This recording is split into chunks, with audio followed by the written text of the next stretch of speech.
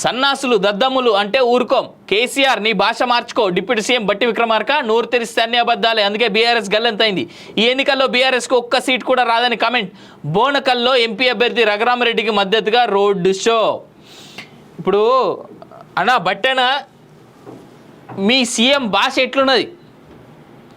మీ CM కూడా భాష మార్చుకోవాలి కదా. బట్టి సాబ్ మీరు ఏం మాట్లాడుతున్నారు నాకు అర్థం కాదు. మీ సీఎం మాట్లాడితేనేమో ఒకటి, బీఆర్ఎస్ వాళ్ళు మాట్లాడితేనేమో ఒకటా? ఏం దిక్కుమాలిన భాష మాట్లాడుతున్నారు పోయి మీరంతా, నాకు అర్థం కాదు.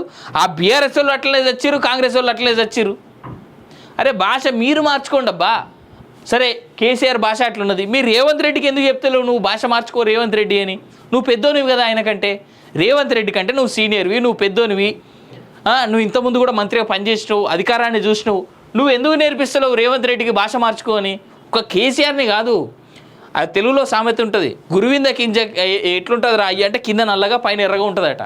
చూసుకో, నీ పార్టీలో కూడా అట్లే ఉన్నది భాష, పెద్ద తేడా ఏం లేదు.